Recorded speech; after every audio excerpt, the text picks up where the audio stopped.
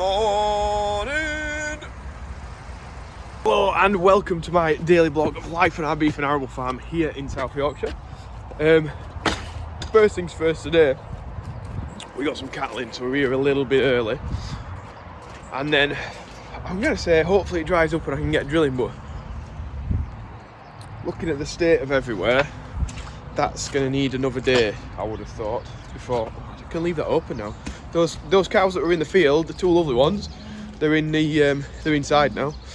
So I keep forgetting now and shutting the gates still. So anyway, in the daff, let's get this loaded. Everywhere's like misted up. It's going to be nice backing up because I can't see through that window. Why do daff make it so that that window there is what you see through to look at your mirrors? Because when you lower that, still can't see your mirror. No, just yeah. So that's them all on. Andy's encountered a problem already this morning. Somebody else used a straw blower last night. I would say Ben used a straw blower last night, and then Andy's come to start it this morning and it's blocked up. So he's gonna have the fun of unblocking that this morning. So Andy's got the bar and he'll get on with that job. So he's passing Ripon Farm Services. Don't look like they've got a great deal in, really.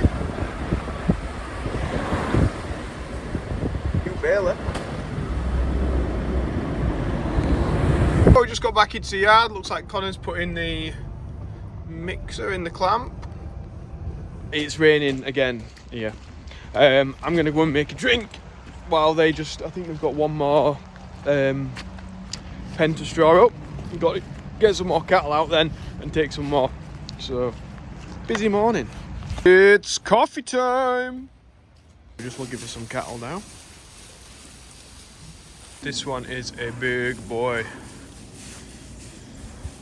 Stand next to him for scale, Connor. He's nearly taller than you, isn't he? Them two are massive.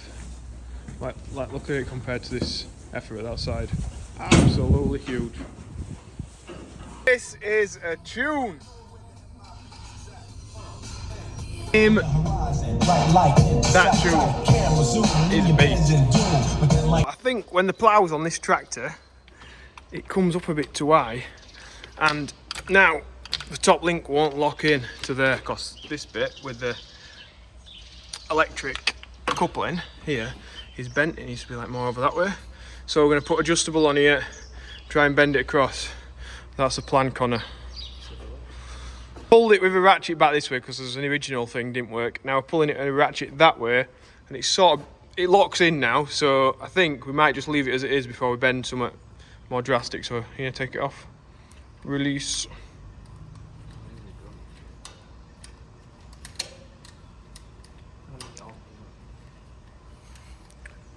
Come on, Connor, you've used ratchet straps all summer and you can't take it off. What metal? I've never had to deal with metal like that. Just bail. You can't fucking get the metal off. Andy, come and have a look at this. Andy, it's all your fault. Come on, think about it. Oh, what am I doing? I went wrong fucking way. Right, so now that Why have I just done that?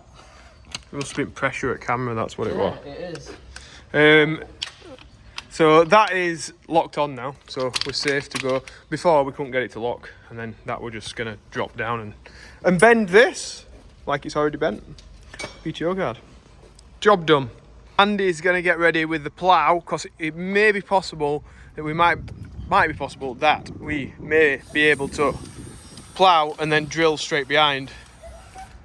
And if that's the case, it's a pain, that, Andy, because that means I've got to empty the drill into little bags because it's not our seed. Yeah, but anyway, if that's how we get a bit done, that's how we get a bit done. Our Milwaukee grease gun making light work of this. Got the pure joy of filling these bags from here. Yeah, should have got one of Ollie's seed socks, shouldn't I? But if I'd have done that, I'd have to wash all the drill off, because the way our drill chips it out, it tips it all over the drill before it hits the floor, so you end up with loads of soil in it. So yeah, this is the only right way, I think, personally, to do it, unless I was to wash all the drill off, which I'm not going to do. So we're going to do it this way. Yeah, it's going to be, well, it's not end of the world, but it's just going to be a pain. We've got an issue with the 210. The crankcase pressure is high, so the crankcase filter, we're going to have to change that. So we're going to blow off the mucklets on it and then try and get it sorted. Right, so we've just blown it off, and then Andy's getting the lid off now. You got to take that clip off. No, you got it. Yeah. And then we've got, supposedly, just from Whipham Farm Services, fantastic, whoever told me, the crankcase filter that we have here is universal. It pretty much fit everyone. So Andy's just getting the old one out there. Let's have a look, Andy. Yeah. She looks a bit filthy. And then we'll get the nice, well, actually, let's stand these next to each other just to make sure, because I'm not saying I don't trust Whipham Farm Services, but I don't trust them. Pretty good. They look the same. Yeah. They look exactly the same, don't they? Business. Well, we should pop that in then, Andy, and we should be back up and running. Full healthy engine. Not the easiest things to fit. I think if you could take that clip off, you know, that electrical clip. Yeah, I think originally it's supposed to come out on the lid.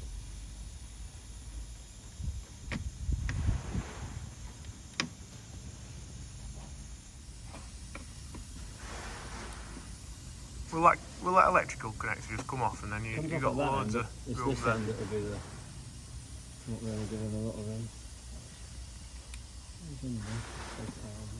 So we're on here still filling this up. Put it into bags, and then we're put it into half-ton bags. There's no easy way to do this. I've added it now. We should get the rest of that seed out. There's not very much left, and we're going to put the front press on, because I'm going to go straight in with the power hour drill. So we'll put the press on. It'll just make it a little bit easier. So we've just been using the airline. I didn't realise I got camera this way, to blow the seed along, and then Connor's getting it, putting it in the bag. We're not losing any. So now I'm on the drill. We've got that empty and in the bag. So we'll go and put the front press on, take it from there. Hoping that it fits on this tractor, because it was on the Watkins linkage before. It's whether or not this linkage is compatible to the one that's on the 6.9. I don't know. I think it's a bit smaller, but I mean, this is a bit bigger than the 6.9 small. We'll find out in a minute, won't we? We just dropped the front weight off, so there's not a great deal on the front wheels. It says as he accelerates quickly. I'm driving everywhere, and it was hidden behind the tri-till. Two being both blue, sort of disguised it a bit. So Connor's going to put the balls on, and then we'll give it a go. So we've got it all connected up now. Give it a lift up, take it down to the yard, and we'll give it a grease. Right, we'll get set off with this wide beast down some narrow roads.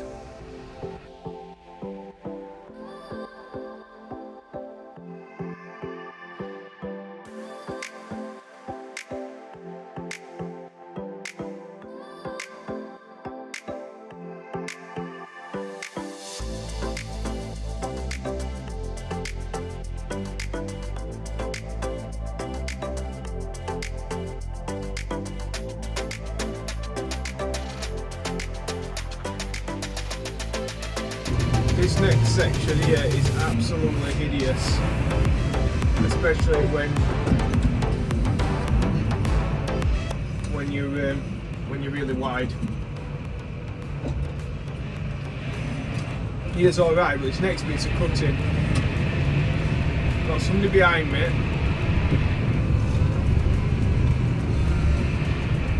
You have to sort of go for it, but not too fast, because normally the cars are absolutely gunning it up here. I've got flashing lights on, but They'll only see me last minute. So you gotta be really wary and just take it steady.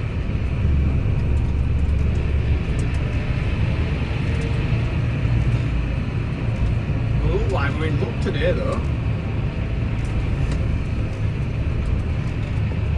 We're having great success so far. If we can get round this corner,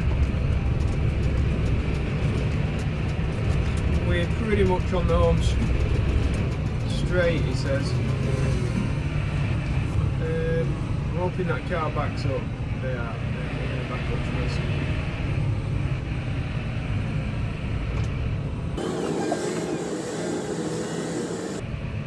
I don't like to try and pull too close up to them and put too much pressure on people.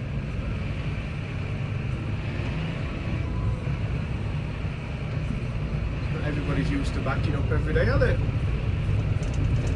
Did a good job there.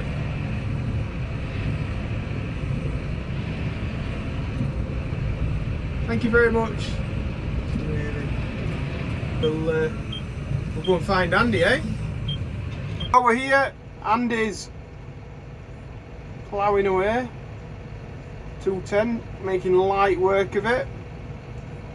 Especially now that the crankcase filter's changed. Won't make much difference, to be honest, but it's going anyway. It does look nice enough to drill into. So we're off. It will be sticking to these front presser a little bit because it's got a bit of rust on it, but given time that'll come off. And it looks to be doing a decent job at the back. So it's ploughing up nice and it's going in nice as well. Apart from, I replaced this, didn't I, the other day? But I think it looks to me like that's being bent because it's scratching a line still in the floor. So what a pain in the backside that is. Have to bend that back at some point. It's just leaving that line, which we don't want to do. We want to leave a nice level seed bed. So that one's going to have to stop up in the air for now. So it's looking a fair beast. I might have that in a bit deep, so I think we'll shorten that top link. But yeah, she's looking like a honey. Sorry about the wind. So we're on it. Andy's over there ploughing. And we've got it here. I think I've got everything sorted out now. Tram line, working out where they need to be and bits and bobs like that. So yeah, hopefully it's pretty plain sailing from now. Looks well, the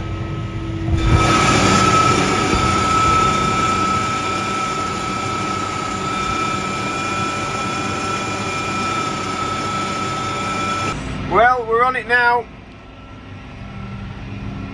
We're getting some ground covered. Don't know if you can see that, but we've got a rainbow over the windows. Nice, isn't it?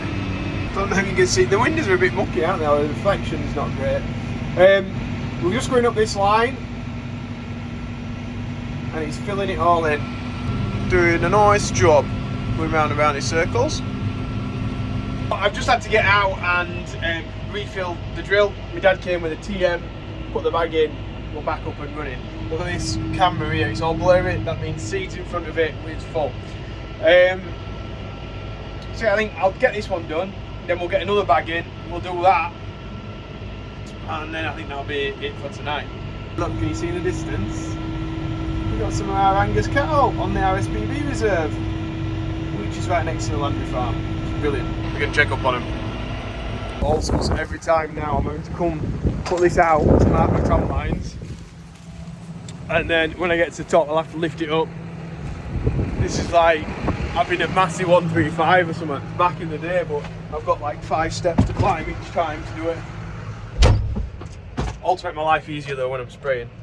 So it's all good. I'm at the other end of the field.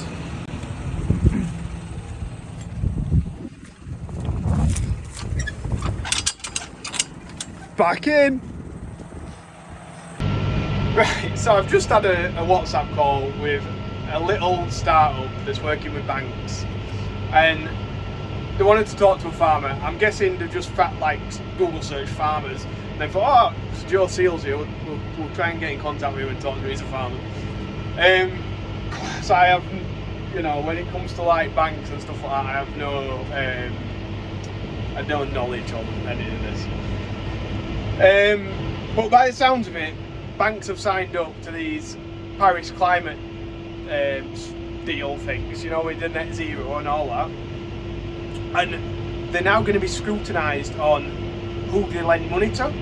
So like when they've been lending to say Shell or BP or, you know, like a big oil company or coal mining company, then they've been offering them these like green deals, green finance I think they call it, where they get lower interest rates if the business is doing better things for the environment than they maybe previously were.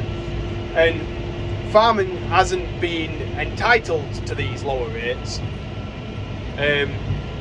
So I'm just going to end the field here. So yeah, they were saying sort of as farmers are classed as big emitters, they're going to start looking at farming more, and they were trying to get through what is a good practice and what's a bad practice in farming. And I said, look, it's just really difficult to convey what is a good and bad practice. Like, I've got Andy here ploughing, which is classed in most textbooks as a bad farming practice at the minute, because we're emitting a lot of carbon, we're moving a lot of soil and things like that. But it has its place. So it's really wet. Andy's ploughing. He's ploughing up the dry conditions, which is allowing me to use the drill to get the seed in the ground and away. Now, if we were min-till, we'd just be moving that wet soil at the top, and we won't be able to get it in.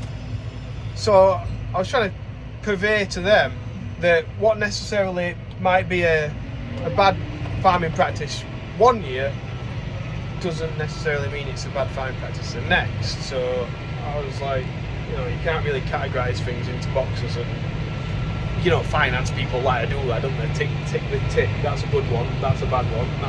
Well, no, not always the case. So yeah, I don't know what people thought on that.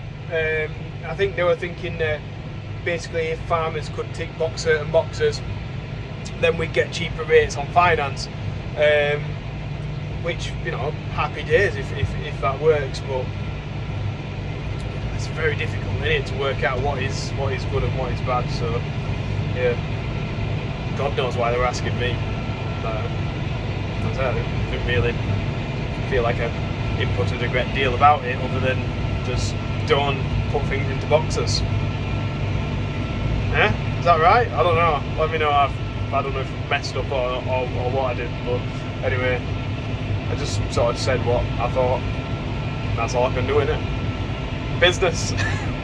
Well, after all that chatting on, I hope nobody fell asleep.